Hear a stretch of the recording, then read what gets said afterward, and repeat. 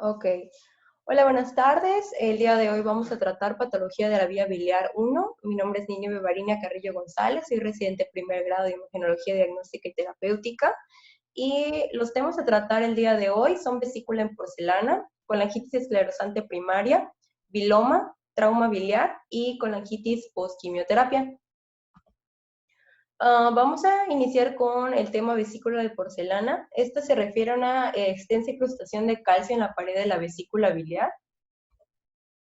Bueno, es una rara entidad que se ha observado en 0.8 de las colecistectomías. Es más común en mujeres de la sexta década de la vida. Aunque se dice que su etiología es desconocida, hay diversas hipótesis. Dicen que es una manifestación de enfermedad crónica de la vesícula biliar que se da por sangrados subsecuentes en la pared vesicular y con la consiguiente calcificación de la misma. Otras hipótesis sostienen que se da por alteraciones en el metabolismo del calcio, y algunos autores describen que igual se puede relacionar por parasitosis como yardiasis. Otras causas que se han mencionado en la literatura están relacionadas con la litiasis vesicular y con la colecistitis crónica.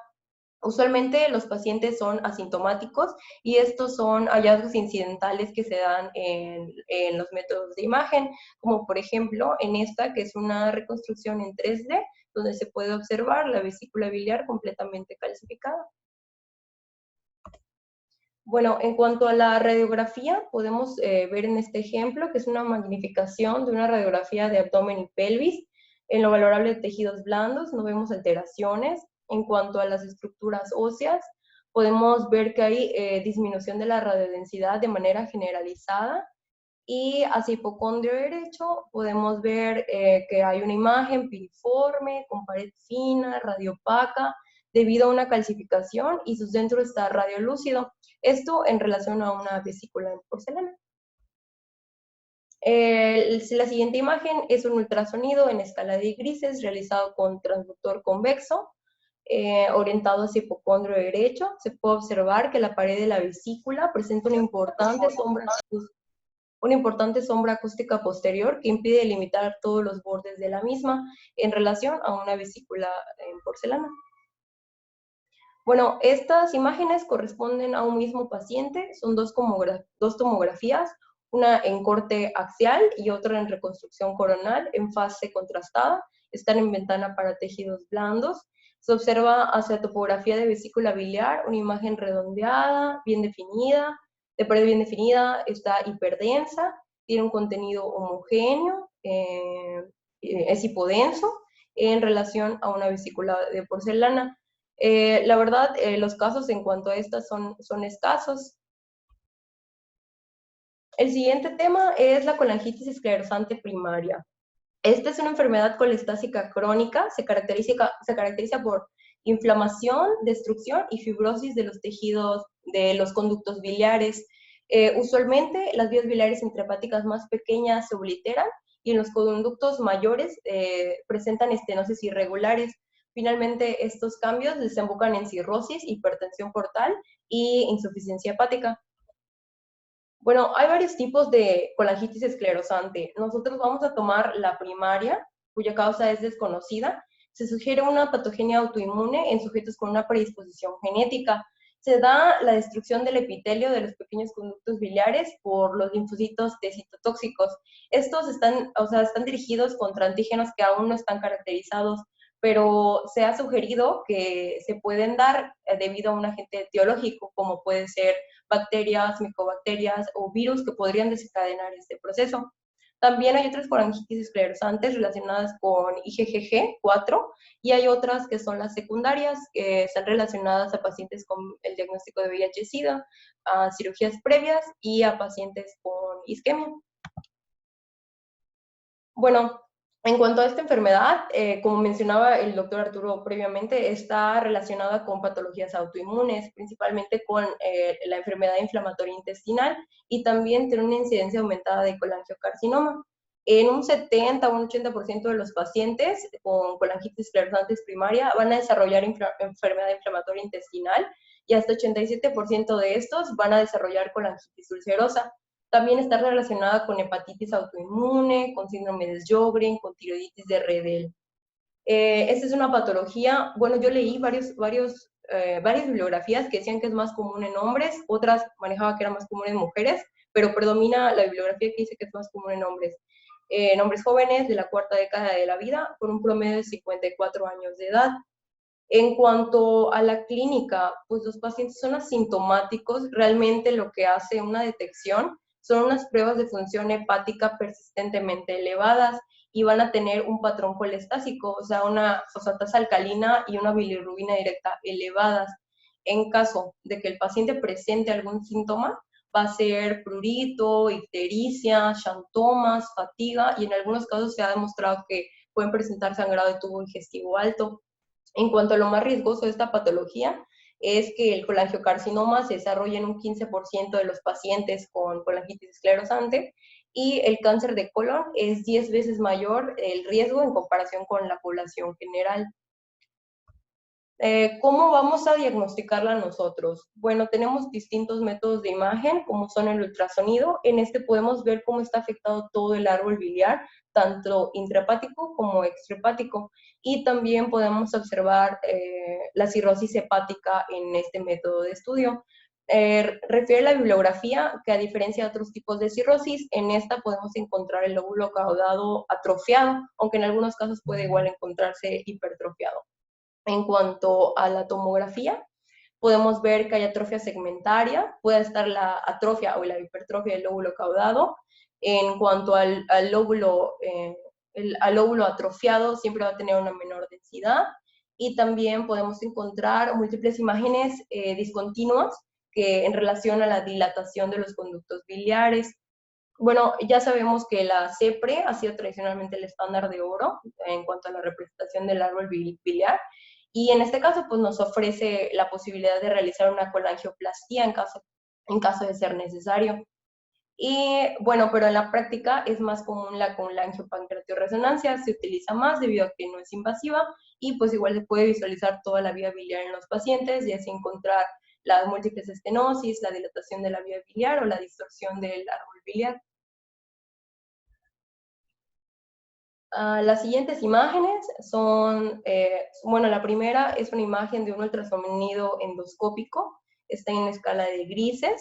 Podemos observar un trayecto anecoico en relación a dilatación del proximal del conducto biliar señalado con la flecha azul, y también podemos observar paredes ecogénicas en relación a engrosamiento de las mismas, con una estenosis importante remarcada con la flecha roja. En este podemos evidenciar la variabilidad en el calibre de la vía biliar. La segunda imagen es un ultrasonido en escala de grises realizado con transductor convexo orientado hacia hipocondrio derecho. Podemos identificar la vía biliar intrahepática, que se encuentra con dilatación de algunos segmentos, así como una pared irregular. Sus bordes los vemos más ecogénicos, engrosados, en relación a un paciente con diagnósticos de colangitis esclerosante primaria.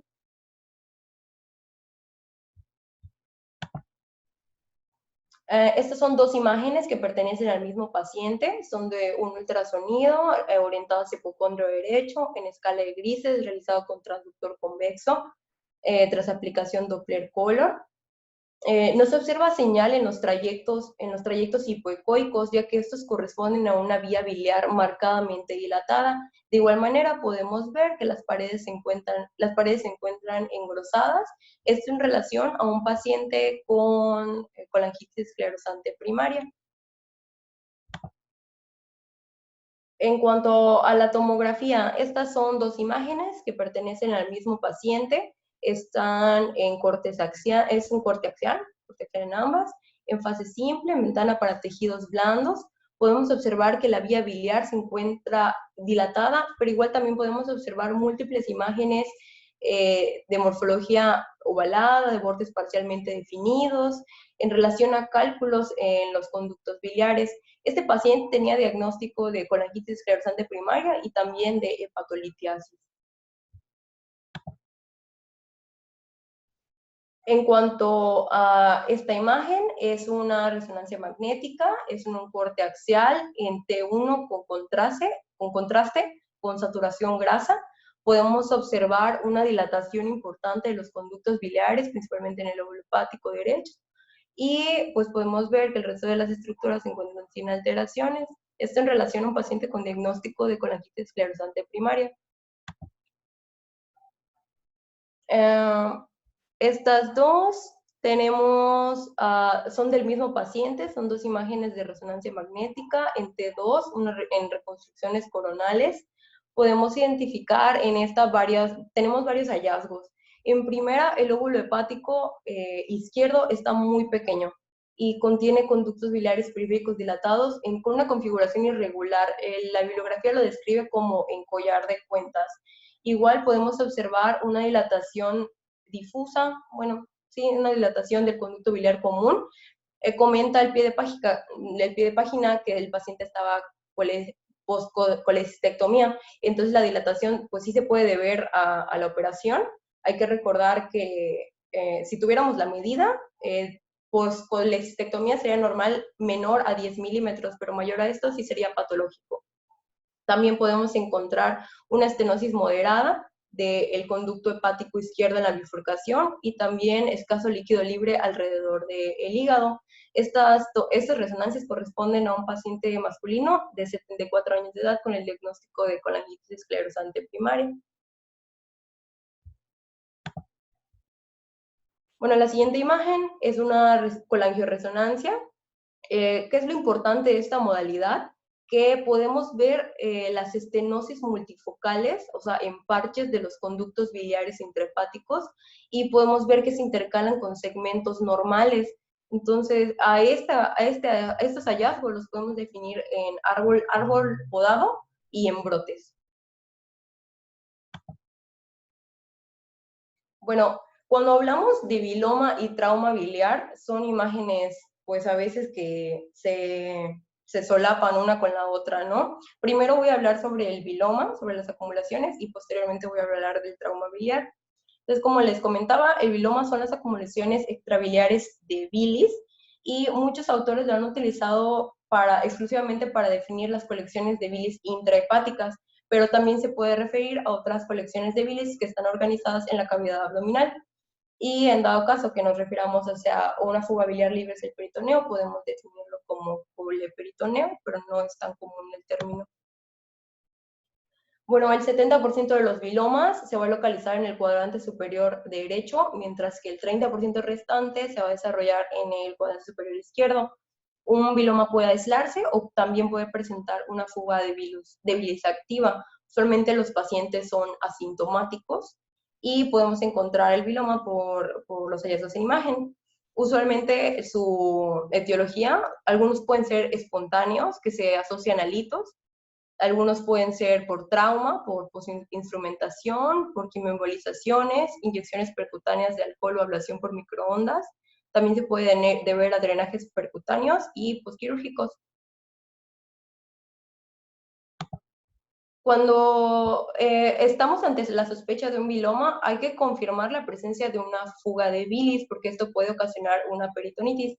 También tenemos que determinar si el biloma es extrahepático o intrahepático, describir su extensión y también evaluar si hay una obstrucción biliar asociada. Bueno, esta imagen corresponde a una paciente que era pasajera de un vehículo y tiene un accidente y fue proyectada. Esta es una CEPRE que nos muestra una extravasación activa de la bilis debido a la fuga del contraste de las ramas periféricas del conducto biliar hepático derecho en relación a múltiples bilomas. El paciente tuvo que ser sometido a una esfinterotomía. Estas dos imágenes corresponden a un mismo paciente de 22 años que sufrió múltiples heridas de bala. Entonces, podemos ver en la primera imagen es una tomografía computarizada en corte axial con ventana para tejidos blandos, con medio de contraste, y podemos ver que hay una laceración hepática en el segmento 5 y 8, que se indica con la flecha. Este paciente egresa, continúa con molestias y a la semana reingresa. Se le realiza un ultrasonido en escala de grises con transductor convexo orientado hacia hipocondrio derecho, revela una colección subcapsular hipoecoica de bordes bien definidos, avascular en relación a un viloma. Este viloma se corroboró mediante el drenaje guiado por ecografía.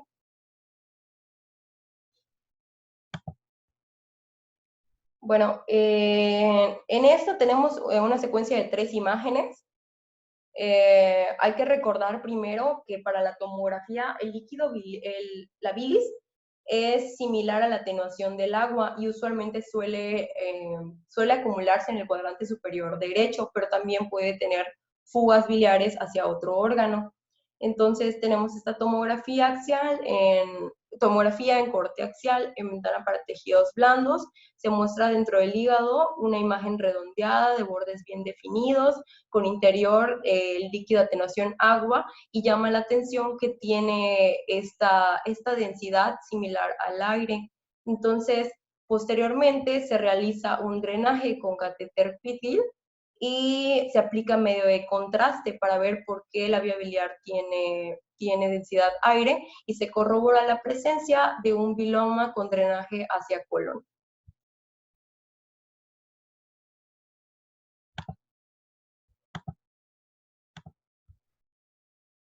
Estas imágenes corresponden a un paciente de 39 años que sufre una laceración hepática debido a un accidente automovilístico, la laceración hepática en el segmento 5. Y la primera es una tomografía, un acercamiento de una tomografía en un corte axial, en ventana para tejidos blandos, con medio de contraste. Esta se obtiene 13 días después del accidente. Podemos observar que hay material de contraste dentro de la vesícula biliar, y también hay material de contraste intraparenquimatoso extravasado, indicativo de una fuga biliar focal. Posteriormente, se le realiza una segunda tomografía una semana después. Es una tomografía en corte axial, en ventana para tejidos blandos, con contraste, y muestra una colección de líquido intrahepático, loculado, y en el mismo lugar en donde se localizaba la fuga de bilis, un hallazgo que es compatible con un viloma.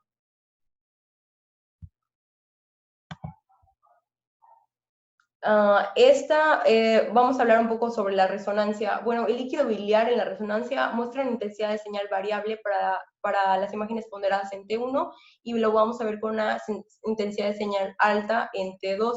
Actualmente, pues como se mencionaba en clases anteriores, ya hay agentes a base de gadolinio y manganeso que se excretan mediante la vía biliar, y mediante esto podemos confirmar que una colección de líquido está compuesta por bilis.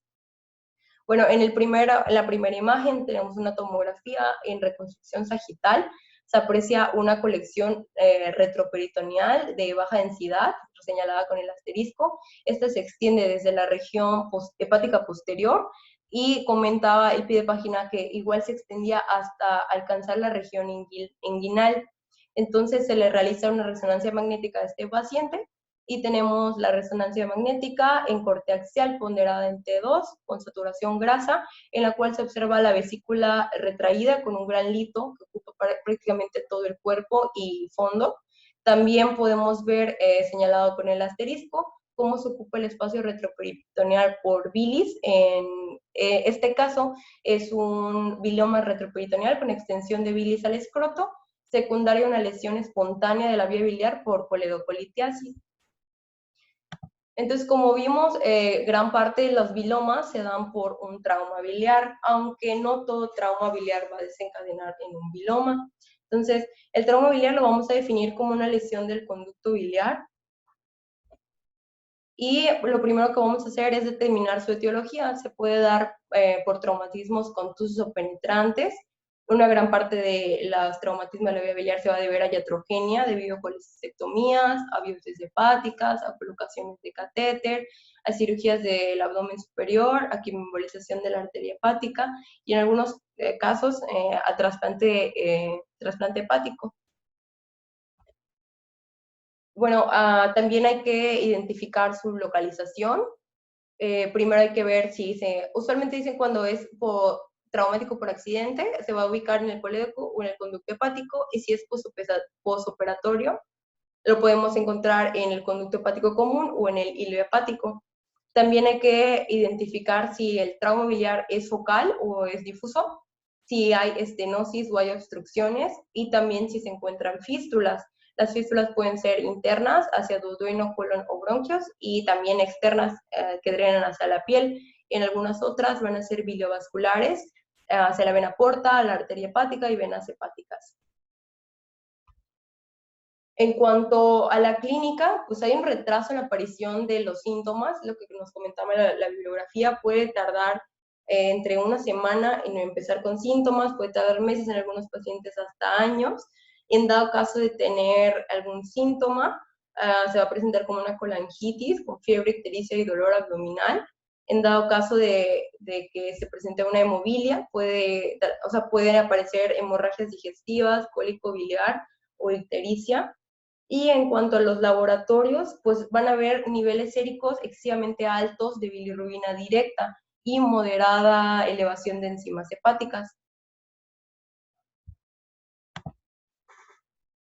Bueno, se han propuesto varias clasificaciones para todos los tipos de lesiones de vías biliares que existen.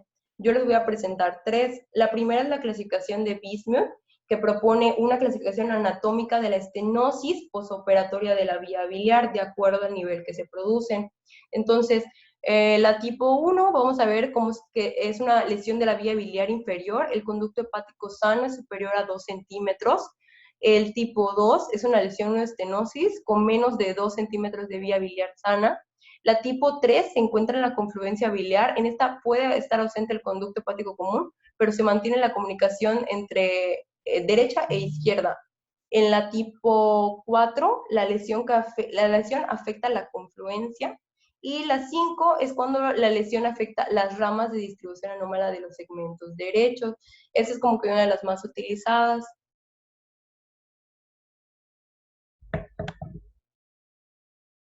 Y la clasificación de Strasberg, esta es una clasificación de las lesiones de la vía biliar quirúrgicas, incluye realmente 5 tipos. La primera es una fístula biliar de un conducto menor que continúa con la vía biliar común. La tipo B es una obstrucción de la parte del árbol biliar. La tipo C se parece mucho a la tipo 1, solo que es una fístula de un conducto en comunicación con la vía biliar común, no es menor. Y la tipo D se refiere a la lesión lateral de los conductos biliares extrahepáticos, y la tipo E es una lesión circunferencial de un conducto biliar principal, pero esta hay que recordar que es igual a la clasificación de Bismuth, entonces prácticamente son 4 nuevas y la clasificación de Bismuth. Por último, pues ya habíamos comentado que la vesícula biliar sí está relativamente protegida de las lesiones, pero sí puede lesionarse, romperse y tener debido a un impacto en la pared abdominal anterior. En estos casos siempre suele encontrarse una lesión hepática asociada. Hay varios tipos. La lesión de la vesícula biliar tipo 1A es una contusión con un hematoma intramural. La 1B es una contusión con una perforación. La 2 es una ruptura. La 3A es una abulsión con desprendimiento parcial. La 3B es una abulsión con desprendimiento completo, pero aún está ligada, aún tiene unión a las estructuras del ligamento hepatoduodenal. La tipo C está desgarrado solamente el ligamento hepatoduodenal. La 3D es lo que sería la colecistectomía traumática, porque está completamente desprendida de todos lados. Y la tipo 4A es una colecistitis traumática secundaria a hemobilia. La 4B a una colecistitis aguda por cálculo. Y la 5 es un desgarro de mucosa con una fuga de bilis. Entonces les voy a presentar algunos otros ejemplos. Cuando hablamos de trauma biliar, les digo, siempre aparecen imágenes de biloma, pero quería como que encontrar algunas imágenes de estenosis también en la vía biliar. La CEPRE pues nos va a servir en el trauma biliar para evaluar el nivel, la longitud y el contorno de las estenosis. Usualmente las estenosis postraumáticas suelen ser zonas focales de estrechamiento con una dilatación proximal. Y pues esta imagen es de un paciente post-colecistectomía. Podemos observar un paso piliforme del medio de contraste debido a una estenosis biliar, y adyacente a este se observa material médico, clips quirúrgicos, en relación a una estenosis iatrogénica.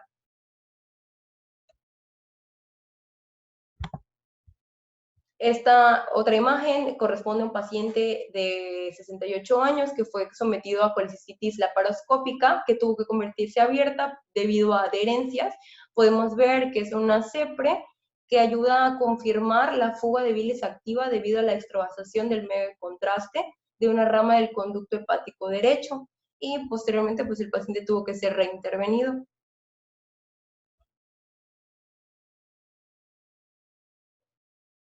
Esta imagen corresponde a un mismo paciente, estas imágenes corresponden a un mismo paciente. Tenemos una que es una tomografía en corte coronal y otra en corte axial. Está contrastada en fase portal, en ventana para tejidos blandos.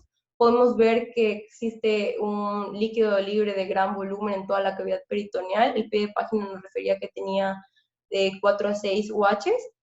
La vesícula biliar se encuentra contraída con un defecto en su pared, junto a una pequeña contusión en el segmento 4B hepático.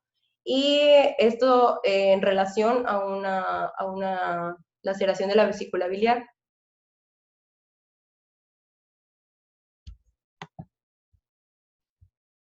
Ok. Este paciente tuvo una herida debido a arma blanca en el cuadrante superior derecho. Tenemos dos imágenes de tomografía en corte axial de ventana para tejidos blandos en fase portal. La primera es una tomografía que muestra una laceración hepática en el segmento 5, se extiende hasta la pared de la vesícula biliar, y en la siguiente imagen podemos ver que dentro de la vesícula biliar hay un material hiperdenso y en probable relación a una hemorragia. Se le realiza la cirugía a este paciente y se puede corroborar que esto corresponde a un coágulo intraluminal.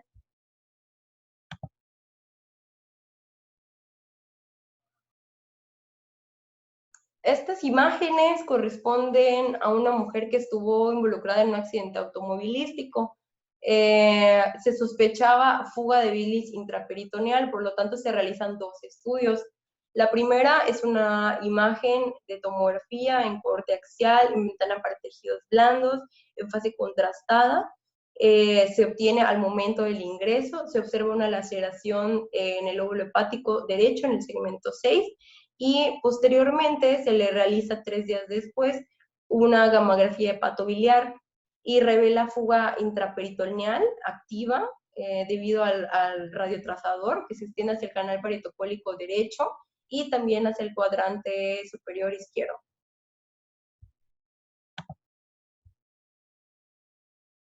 Bueno, el último tema que vamos a tratar es la colangitis postquimioterapia. Esta se refiere a una colangitis diatrógena después de una quimioterapia intraarterial para las neoplasias hepáticas. Realmente es bastante raro el diagnóstico, pero puede suceder. Después de la aplicación de una quimioterapia, se pueden observar irregularidades en la pared de los conductos. Principalmente están afectados el hepático común, los conductos intrahepáticos más grandes, se puede identificar estenosis en la bifurcación biliar, y rara vez se afecta al colédoco distal. Bueno, en cuanto a las anomalías colangiográficas, se pueden observar entre el 7 y el 30% de los pacientes sometidos a quimioterapia intraarterial. En cuanto a las complicaciones, están relacionadas con colecistitis química, insuficiencia hepática aguda, y se ha reportado muerte de algunos pacientes, aunque la tasa de mortalidad es del 1%, realmente es muy baja. Esta colangitis, a diferencia de la colangitis esclerosante primaria, rara vez evoluciona a cirrosis hepática, pero sí se puede dar. Si aparecen signos clínicos de disfunción hepática en ausencia de progresión del tumor del paciente, debe sospecharse la esclerosis biliar debido a la quimioterapia, y hay que cesar inmediatamente la quimioterapia intraarterial y proceder a un drenaje quirúrgico o percutáneo del árbol biliar.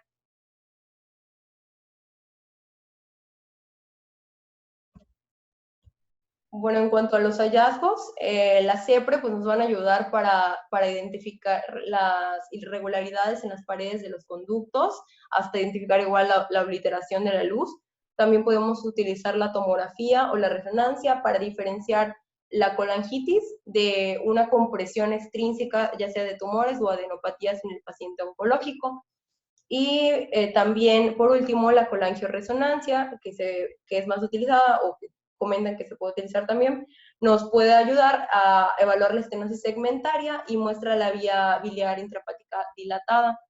Realmente de esta patología no encontré muchas imágenes y les presento estas dos imágenes. Este son un acercamiento de una tomografía en corte axial, en ventana para tejidos blandos, en fase portal, de un paciente con metástasis carcinoide en hígado después de 8 ciclos de quimioembolización arterial. Muestra una zona de baja atenuación periductal derecha, igual con neumobilia y con atrofia del segmento posterior. Igual se puede observar líquido libre perihepático y estos hallazgos son compatibles con colangitis inducida por quimioterapia. La siguiente imagen es de otro paciente. Este es de otro paciente. Es un corte axial en ventana para tejidos blandos en fase portal. Muestra una imagen de morfología redondeada, de baja atenuación en el segmento 6 hepático. Y podemos igual ver algunos conductos intrahepáticos dilatados, así como algunas zonas de estenosis que se relacionan a una colangitis posquimio. Y pues la verdad es un tema corto, que sí podríamos hablar de él mucho más tiempo, pero las imágenes a veces son muy repetitivas en cuanto al trauma biliar porque todas son de viloma, o por ejemplo, en la vesícula de porcelana, pues todas las imágenes son muy similares.